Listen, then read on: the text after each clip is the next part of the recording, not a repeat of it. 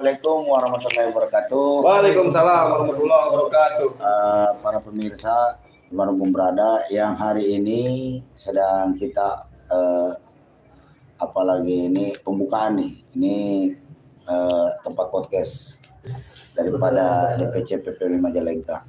Karena kita menganggap bahwa hari ini apapun itu kegiatan-kegiatan di media sosial perlu kita sampaikan kepada seluruh anggota khususnya dan kepada seluruh Indonesia agar mengetahui apa yang kita kerjakan dan apa kita perjuangkan, sehingga itu bisa mengajak rakyat Indonesia untuk berlogika, menggunakan logikanya sehingga mereka rakyat Indonesia ini dapat bersikap moderat, tidak feodal lagi gitu loh, karena mengedepankan akal sehatnya dalam menyikapi suatu persoalan.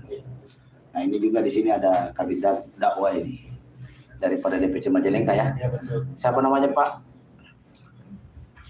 Assalamualaikum. Ya, silakan perkenalkan diri. Assalamualaikum warahmatullahi wabarakatuh. Assalamualaikum warahmatullahi wabarakatuh. Allahumma sholli ala sayyidina Muhammad wa ala ali sayyidina Muhammad. Perkenalkan, nama saya Rizky Ramadan sebagai kabid dakwah dari DPC KPMI Kabupaten Majalengka. Pak Presiden, sekian, terima kasih. Oh iya. Jadi ini Pak Rizky Ramadan. Kayaknya Bapak lahir bulan Ramadan ya. Mungkin. Rizky Ramadan. Ya. Ramadan yang membawa Rizky. Amin. Nah, judul daripada podcast kali ini adalah Hari Raya, makna daripada Hari Raya Kurban ya. Kurban. Untuk perjuangan kaum buruh. Nah, seperti kita ketahui bersama bahwa Hari Raya Idul Kurban ini diceritakan dalam Al-Quran. Itu ada di surah As-Saffat. As-Saffat itu surat keberapa itu? Pokoknya ayat 101 sampai 102 103 bagaimana cerita daripada Nabi Ibrahim yang waktu itu istrinya Siti Sarah sudah lama berumah tangga tapi belum dikaruniai anak. Kemudian Siti Sarah kemudian apalagi ini menyampaikan kepada Nabi Ibrahim untuk menikahi Siti Hajar. Nah, dan seperti kita ketahui bersama, maka dari hasil pernikahan Nabi Ibrahim dengan Siti Hajar ini lahirlah Nabi Ismail. Nah, ya kan, Nabi Ismail alaihissalam. Kemudian tidak lama daripada itu, ya kan, Siti Sarah tadi lahirlah Nabi Ishak, yang kemudian turunannya itu sampai ke Nabi Zakaria, kemudian Isa Al-Masih. Ya kan? Nah, inilah Ishak. Jadi Nabi Ishak ini nenek moyangnya bangsa Yahudi, Israel. Nah, untuk Ismail turunannya ke bawah itu Muhammad, dalam hal ini Arab, gitu kan. Nah, tapi makna yang perlu kita ambil di sini bahwa bagaimana sebuah keyakinan. Jadi Allah menguji Nabi Ibrahim. Bayangkan anak yang sudah lama ditunggu-tunggu, kemudian begitu lahir, lantas ditinggalkan begitu saja, ya kan? Sehingga ya Siti Hajar 7 kali, ya kan? Itulah yang ya kan? Ya kan? Ayat 101 sampai 100 berapa itu panjang ini ceritanya ya, nanti disimpan aja Pak Ustadz, nanti disampaikan. Di situ ceritanya menceritakan tentang bagaimana apalagi ini Nabi Ibrahim, ada Siti Sarah, Siti Hajar, Nabi Ismail dan Nabi Ishak. Nah, ini yang penting kita petik daripada makna ini adalah bahwa bayangkan ini adalah persoalan keyakinan. Jadi yakin bahwa Nabi Ibrahim melalui mimpinya disuruh sembelih anaknya, yaitu Ismail. Ya kan? Bagaimana Ustadz misalnya punya anak, udah lama ditunggu-tunggu, ya kan?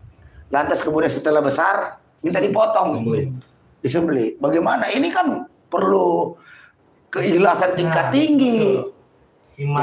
Iman. Jadi yang bisa mengalahkan ikhlas tingkat tinggi ini adalah sebuah iman, sebuah keyakinan bahwa ini perintah Allah.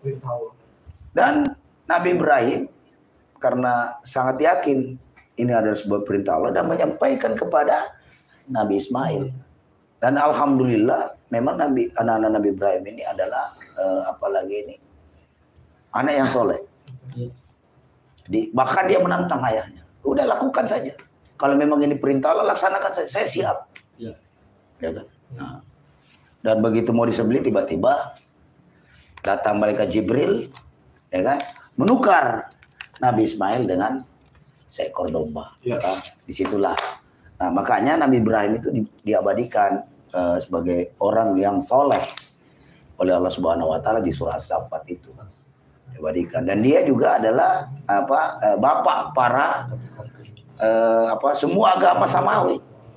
Karena dari dia itulah, dari keturunan dia itulah lahir lahir dari nabi-nabi yang mendapatkan kitab yang suci yang kita kenal. Ada Zabur, itu dari Nabi Daud.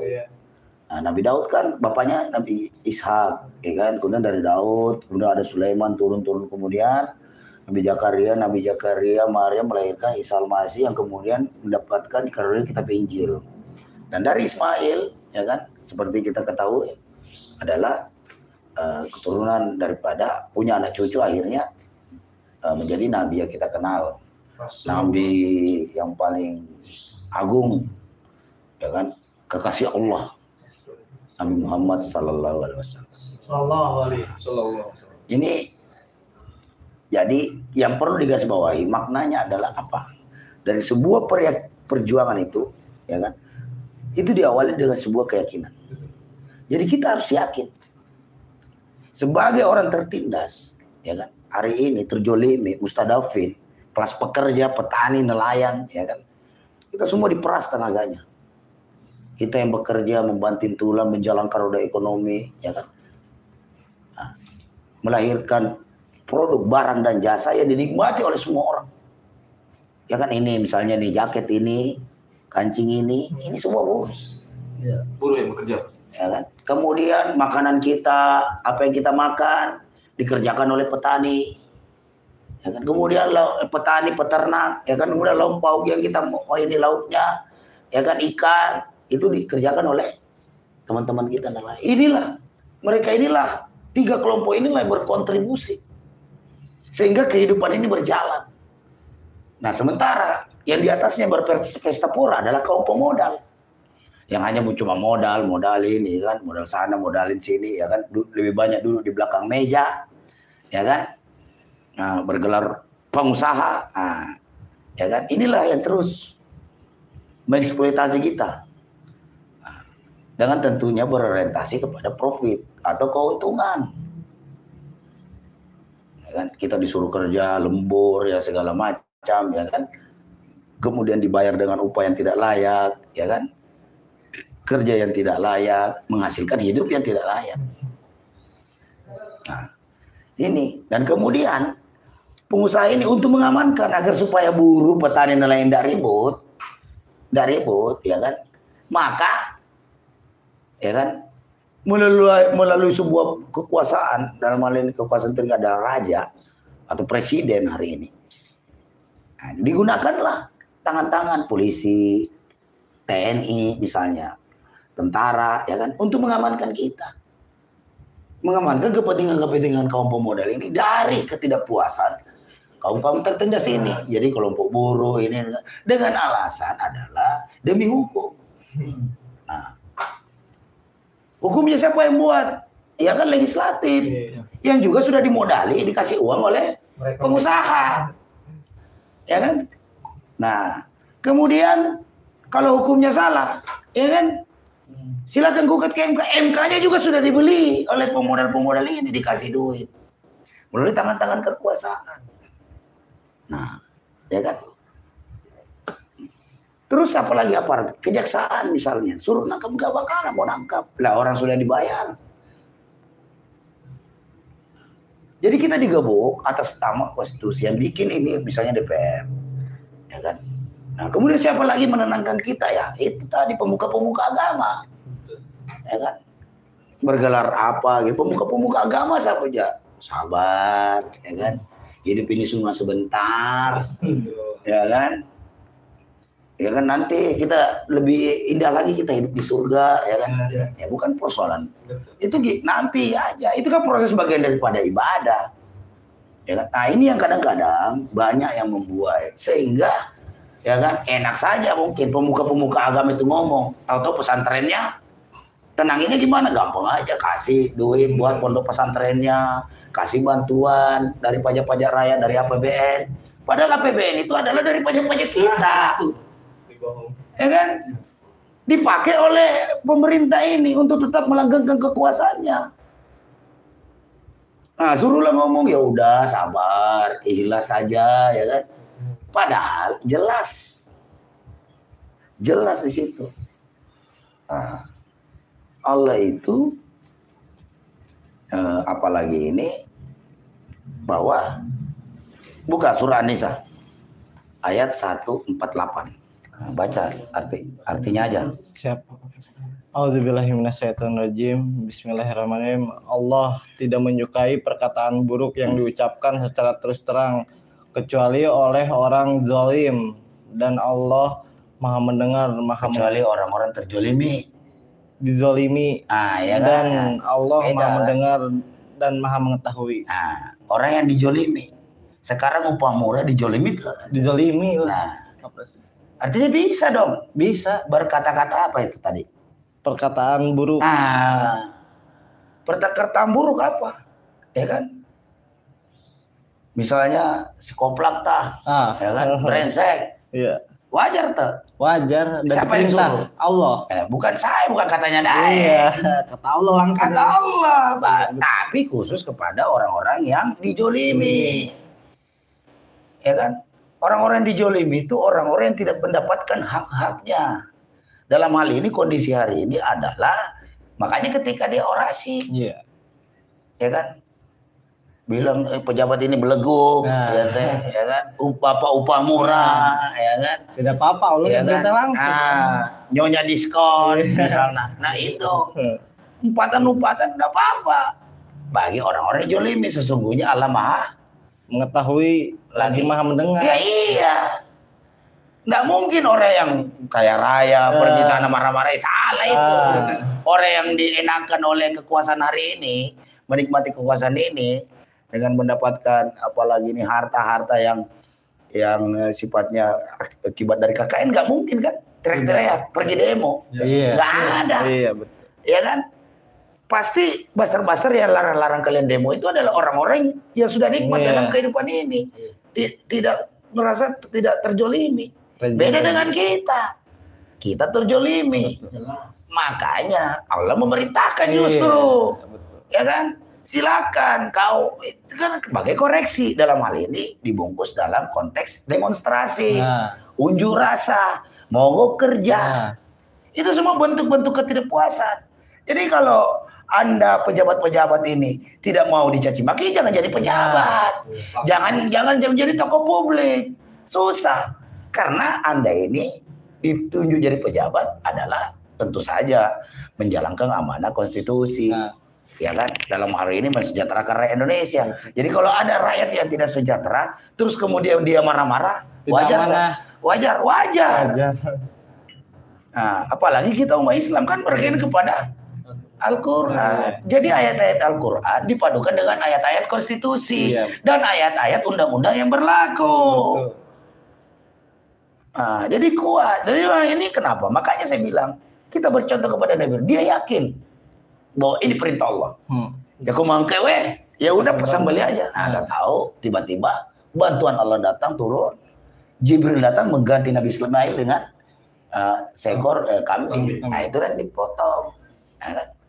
Tadinya akan bersedih, oleh Allah disulap menjadi indah. Akhirnya Nabi Ibrahim, Nabi Ismail dan lain-lain makan daging kan. Iya. Padahal tadinya udah bisa diperlukan seperti apa ini? Berjuang pasti mati. Ya kan? Tapi ternyata apa? Nah, itulah kalau kita yakin dalam perjuangan, insya Allah akan indah pada waktunya. Betul. Ketika Allah bantu turun. Kenapa? Siapa yang dilawan? Ya pemimpin-pemimpin tadi. Sekarang buka surah Al-An'am. Siapa yang dimaksud itu? Jadi jangan kita maki-maki Jokowi mundur, Jokowi bapak upah murah. Ya kan? Nah, Tapi nggak ada dasar. Ada. Surah Al-An'am ayat 1, 2, 3. A'udzubillahiminasyaitonirrajim. Bismillahirrahmanirrahim. Dan demikianlah pada setiap negeri kami jadikan pembesar-pembesar yang jahat agar melakukan tipu daya di negeri itu. Tapi mereka hanya menipu diri sendiri tanpa menyadarinya. Nah, berarti Allah menjadikan pembesar-pembesar yang jahat. Sama itu pembesar. Ya rejim-rejim sekarang. Iya. Penguasa kan? Pejabat kan? Presiden, menteri, gubernur, bupati, wali kota, ya kan? Itu pembesar. Iya. Yang kerjanya menipu daya negeri itu. Iya, melakukan tipu daya, menipu rakyatnya. Kita ditipu tuh hari ini oleh undang-undang Omnibus Law. Ya ditipu. Ya kan? Bukti penipuannya apa? Kita tidak diajak bicara. Ya. Contoh kemarin kita pergi demo bersama dengan kawan-kawan RTMM untuk menolak RUU Kesehatan. Udah tahu orang mau datang demo menyampaikan aspirasi. Komisi 9 jam panitia Panjana, ya kan?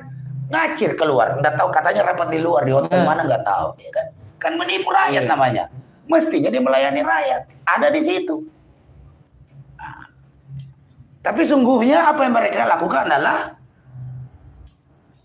tipu daya di negeri itu sendiri, tapi mereka hanya menipu diri sendiri tanpa menyadarinya. Nah itu secara tidak langsung dia menipu diri sendiri. Artinya dia menipu bangsanya sendiri.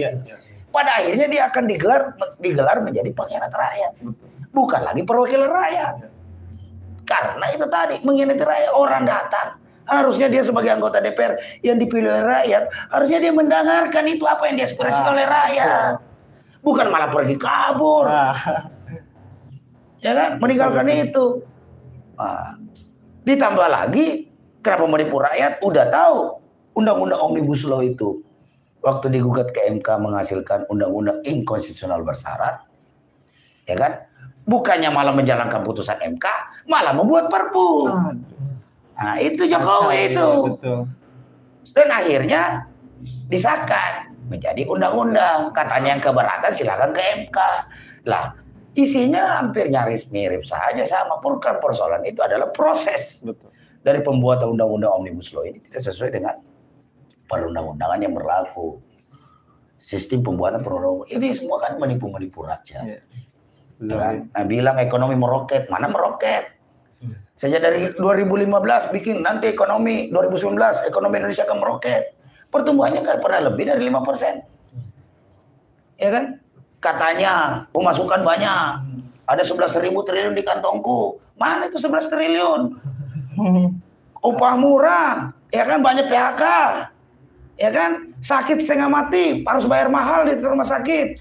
Harusnya kalau orang sakit tinggal datang ke rumah sakit, dibayar saja. Dengan ini, apalagi ini oleh negara selesai, ya kan? Bagaimana? Katanya ekonomi mau meroket, apanya meroket? Nggak ada itu. Investor mau datang ya sampai saya ini kain aja nggak jelas. Ya kan mana? Betul. Jadi itulah kerja-kerja pembesar-pembesar itu. Sesungguhnya mereka tidak tahu bahwa setiap 5 tahun ada pergantian pimpinan. Dan itu juga dijelaskan juga. Ya baca surah Al Imran. Katakanlah Muhammad, wahai Tuhan pemilik kekuasaan, Engkau berikan kekuasaan kepada siapapun yang Engkau kehendaki, dan Engkau cabut kekuasaan dari siapapun yang Engkau kehendaki. Engkau muliakan siapapun yang Engkau kehendaki, dan Engkau hinakan siapapun yang Engkau kehendaki. Di tangan Engkaulah segala kebijakan. Sungguh Engkau maha kuasa atas segala sesuatu. Ya kan? Jadi kekuasaan itu kan Allah kan. Kapan dia beri, kapan dia kasih. Artinya bergilir kan. Ya kan? Lu udah terlalu sering menipu rakyat, udah ganti. Nah dalam konteks hari ini adalah pemilu kalau kita demokrasinya per 5 tahun dievaluasi. Lu bener apa kagak? Itu kan. Nah setelah 10 tahun mungkin 9 tahun berkuasa, yang ada yang banyak kita yang dirugikan. Betul. Nah, ya kan? Ketika mau diganti juga, misalnya mau habis periodenya, macam-macam isu yang muncul. Ada isu 3 periode lah, ada ingin memperpanjang masa jabatan lah, ya kan? Nah, mengkriminalisasi lah aktivis-aktivis yang tidak setuju dengan ide-ide itu, ya kan? Baik, diduga juga terlibat dalam hal membegal partai orang.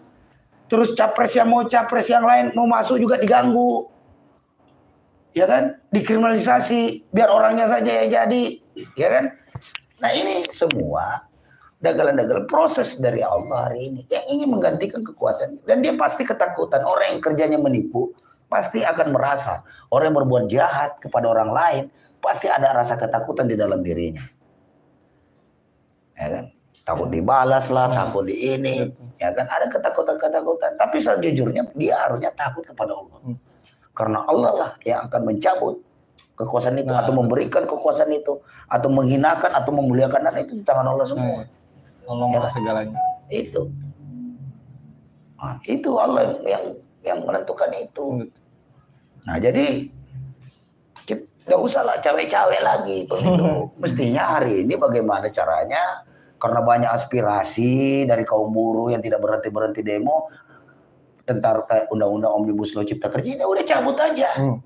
Ya kan, toh juga udah di penghujung periode, ya kan, sudah cukup lah. Berapa tahun? 2 tahun ini undang-undang itu berlaku dengan memberikan banyak keuntungan daripada oligarki yang mendukung kamu. Udah balik modal, yang nggak usah lagi, cabut aja. Kan bentar lagi, kan bisa saja oke. Tapi bagaimana kalau Allah mencabut bukan cuma kekuasaan, tapi mencabut nyawamu? Betul. Di PHK sama Allah Subhanahu Wa Taala. Langsung otomatis. Nah itu kan bisa saja, kita nggak tahu. Iya. Ya kan? Tiba-tiba udah seperti kemarin ada anggota DPR tiba-tiba meninggal, ya kan? Nah itu kita nggak tahu. Jadi belum lagi RUU udah tahu ditentang oleh rakyat, bukannya bela rakyat, ya kan? Malah lebih tragisnya lagi, malah lebih mensupport kaum pemodal. Nah ini berbahaya, ya kan? Jangan sampai nanti terjadi kemarahan rakyat. Rakyat marah kenapa? Karena tuntutannya tidak pernah dipenuhi. Ya, betul. Ya kan? Dan rakyat berhak marah karena rakyat juga berhak mendapatkan hak hidup yang layak, upah yang layak, kerja yang layak, rumah yang layak, ya kan? Semua juga mau. Hakul adami ya. Iya.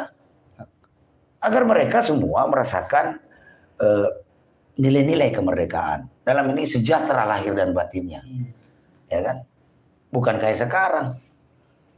Udahlah upahnya dimiskinkan, jarang pula rekreasi, ya kan, utang banyak, ya kan, pusing, ribu jadinya. Yang terjadi adalah ribut, semua cekcok di rumah tangga masing-masing karena istri kurang uang belanja.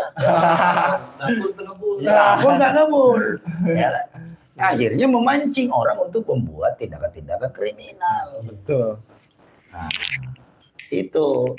Jadi kembali pada konteks bahwa kita mengambil hikmah daripada apalagi ini kurban ini, bahwa kita harus meyakini apa yang menjadi perjuangan kita itu insya Allah akan mendapatkan ridho dari Allah. Amin. Kita harus yakin.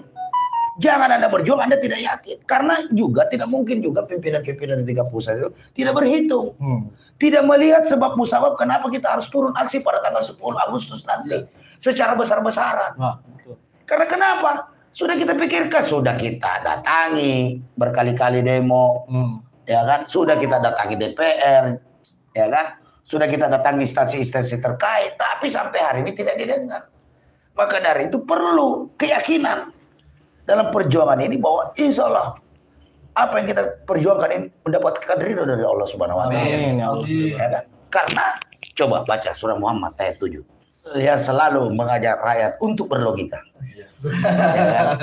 Agar terhindar dari penyakit feodal, oligarki dan transaksional. Masya Allah. Apa itu?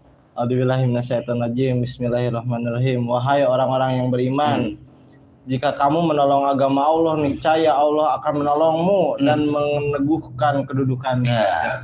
Jika kamu membela agama Allah, maka Allah akan menolongmu dan meneguhkan kedudukanmu. Di mana? Di bumi kan? Di dunia kan? Nah, bayangkan Allah yang menjamin.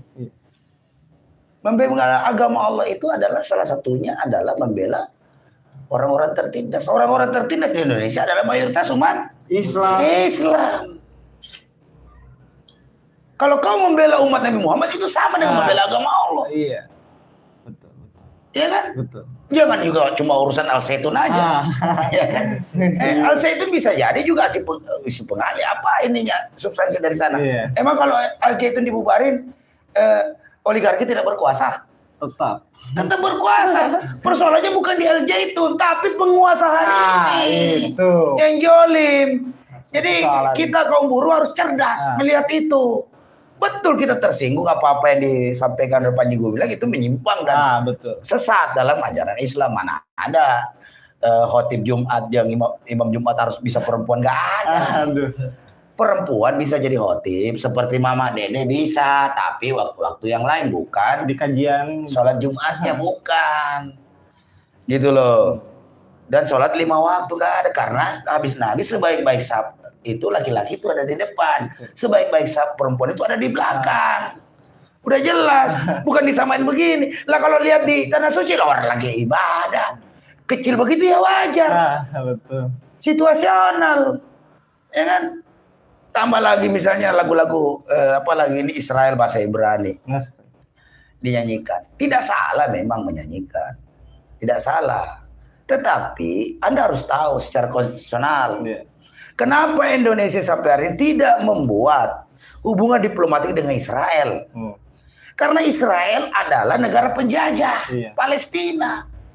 Yang bingung saya, kok kamu bela-belain Israel, kok kamu nggak bela itu Palestina yang jelas-jelas. Orang lagi sholat digebukin, orang lagi main bola disiram gas air mata, masa jelas penindasan begitu, kau tetap bela Israel. Padahal dalam konstitusi kita itu jelas bahwa penjajahan di atas dunia harus dihapuskan karena tidak sesuai dengan peri kemanusiaan dan peri keadilan. Itu amanah konstitusi. Jadi bukan kita benci Israel karena misalnya timnas datang ke sini, sebagai apa datang, di mewakili siapa? Negara. Nah, negaranya negara penjajah. Wajar ditolak. Sampai kapanpun sebelum Palestina merdeka, itu Israel tetap negara penjajah. Bukan Yahudinya secara suku, bukan personalnya. Umat manusia itu sama. Beda-beda suku-suku, bangsa-bangsa agar saling mengenal satu dengan yang lain. Tapi ketika bicara negara, bicara konstitusi, itu tidak sesuai dengan konstitusi kita. Ya kan? Jadi nggak usah terlalu bangga-banggain apa sih, kita nggak tahu apakah mungkin bisa jadi juga Al-Zaitun didanai oleh Israel kan? Bisa jadi, patut diduga. Itu mah ya kan cara membelah agama Islam itu caranya aja. Tetapi pertanyaan kita, kalau misalnya taruh kata Al-Zaitun diratain dengan tanah lah, berubah nggak nasib kita? Sama aja. Undang-undang Cipta Kerja dihapus tuh. Undang-undang RUU Kesehatan ditolak nggak? Undang-undang Minerba dicabut nggak? Bukan di situ penyebab utamanya. Betul. Justru hanya menghabiskan energi-energi umat Islam ini untuk kalau mau sekalian ikut kita tanggal 10 Agustus. Kita sama-sama ke Pungistana. Itu baru benar. Kalau itu diselesaikan ya ganti semua. Saya itu neraka dengan tanah, satu kali tanda tangan Iya kan? Cabut. Undang-undang Omnibus Law juga dicabut. Satu kali tanda tangan aja melalui Perpu. RUU Kesehatan juga di stop pembahasannya satu kali. Jadi semuanya selesai. Total langsung. Jangan nyelesain masalah sedikit-sedikit perintil-perintil begitu. Jadi kalau mau konkret itu jelas konkret semuanya. Tidak perlu lagi semua tahanan-tahanan politik yang akibat dikriminalisasi oleh rejim ini semua jadi dibebaskan.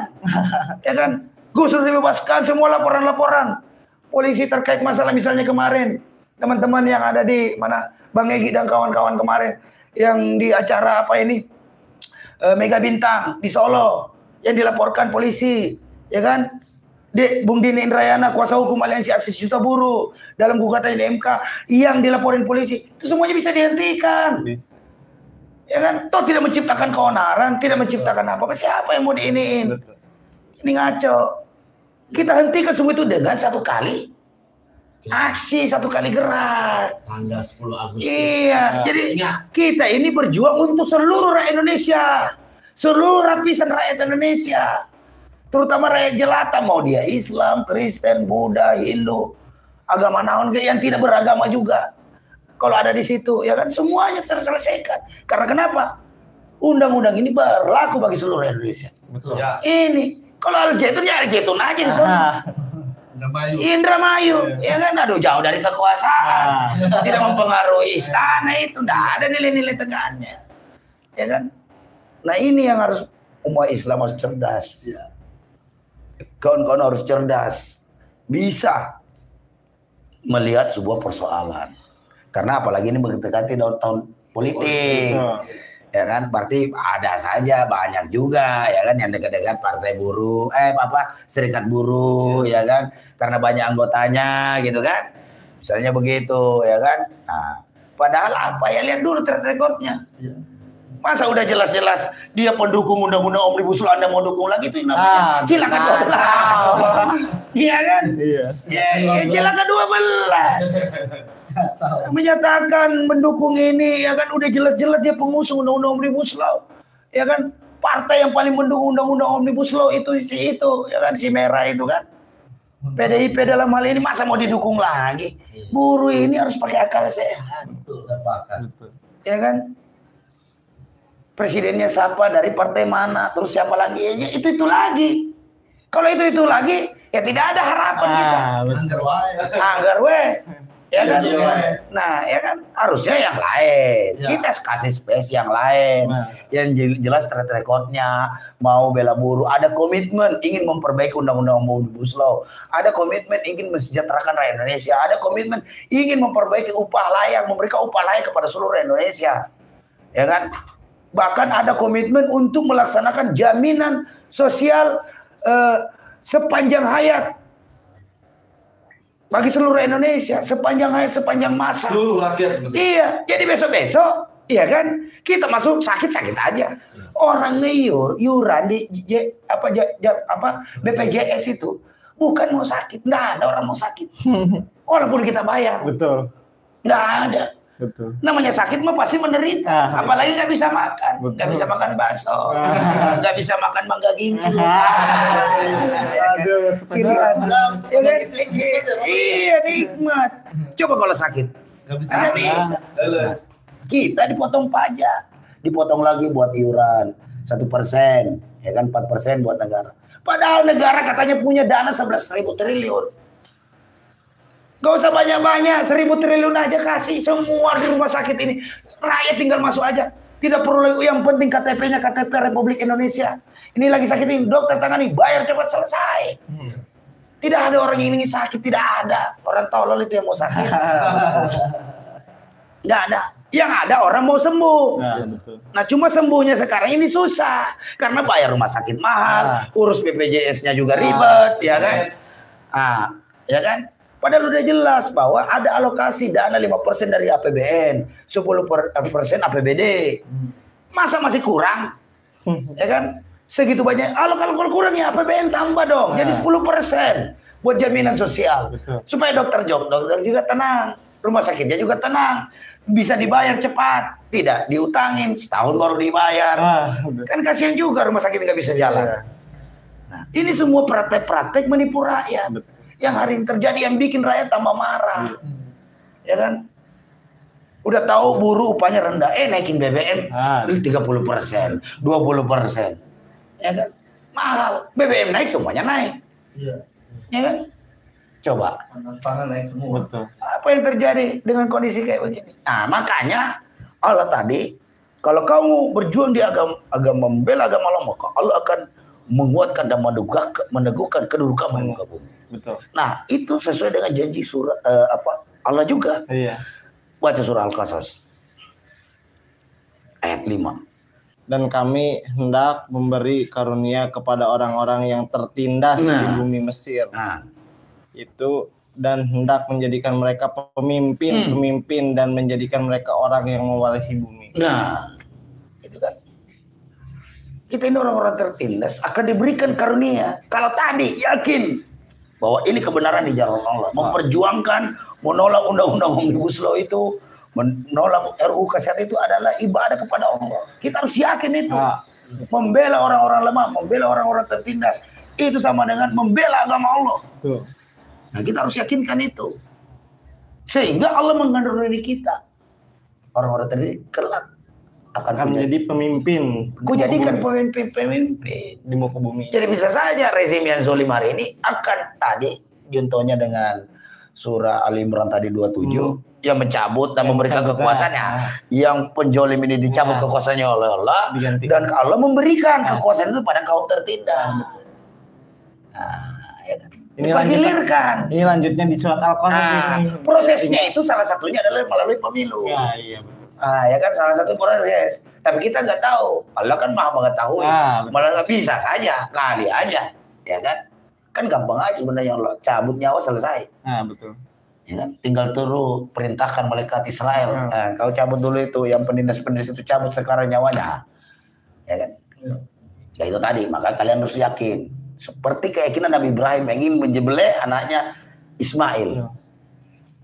Karena kita tidak tahu apa yang terjadi ke depan. Karena berdasarkan daripada Al-Quran ini, maka ya itu tadi kan. Allah memberikan kita, menjanjikan kita. Coba buka surah biar jelas. Al-Araf. Ayat 96. Bismillahirrahmanirrahim. Dan sekiranya penduduk negeri beriman dan bertakwa, pasti kami akan melimpahkan kepada mereka berkah dari langit dan bumi. Tetapi ternyata mereka mendustakan ayat-ayat kami. Maka kami siksa mereka sesuai dengan apa yang telah mereka kerjakan. Coba diulangi lagi yang ayat di atasnya dulu. Yang pertama apa di situ dia bilang? Dan sekiranya penduduk negeri beriman dan bertakwa. Beriman dan bertakwa. Nabi Ibrahim karena apa dia yakin mau menyembelih? Karena beriman dan bertakwa. Ya iya. Maka Allah akan turunkan rahmatnya dari langit dan bumi. Sama dengan kita. Kalau kita beriman dan bertakwa kepada Allah, meyakini bahwa perjuangan mencabut undang-undang Omnibus Law ini adalah membela rakyat jelata, ya kan, kaum miskin, ya kan, kaum tertindas, petani, nelayan, buruh, ya kan, Allah akan mendatangkan rahmatnya dari langit dan bumi. Begitu pula sebaliknya, apa di situ?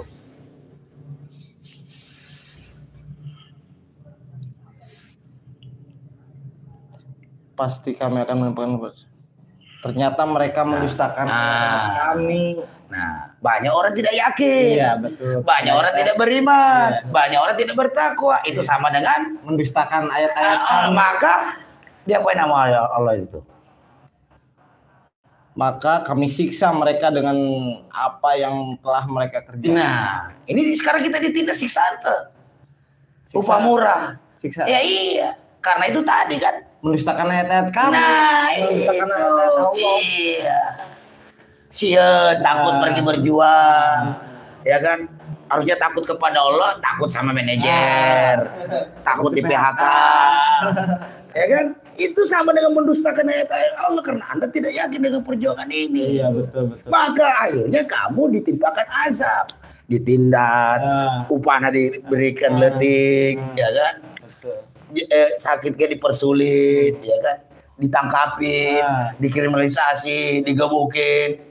Pada zaman Rasulullah mah pengen jihad itu yang dipengenkan itu sampai mati di medan jihad itu pengen itu yang di zaman Rasulullah. Kita yang sekarang di zaman sekarang mah takut untuk berjuang. Cina jihad jempol wae. Iya. Apa enggak ada yang begitu. Jadi itu janji Allah. Dan janji Allah itu tidak pernah meleset. Betul. Pasti benar.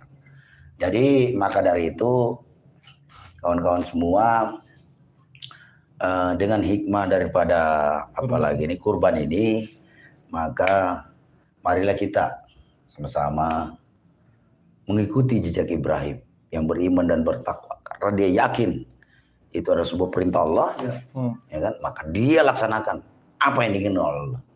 Jadi sama dengan kita, kalau kita sudah yakin, kita akan turun besar-besaran pada tanggal 10 Agustus, ya kita turun semaksimal mungkin. Nggak usah takut aja kepada Allah saja. Udah dijamin Allah soalnya itu agar rahmat Allah itu memberikan rahmat dari langit dan bumi untuk kita, sehingga kita bisa terbebaskan dari segala bentuk penindasan. Berkah. Nah, kan? Nah, mewujudkan cita-cita konstitusi kita, yaitu mensejahterakan rakyat Indonesia, menjaga tumpah darah Indonesia, mencerdaskan rakyat Indonesia, ya kan? dan pada akhirnya adalah menciptakan keadilan sosial bagi seluruh rakyat Indonesia. Nah, itu begitu Pak Ustadz. Siap. Ya, jelas ya. Jelas. Jadi jelas. Mungkin itu saja.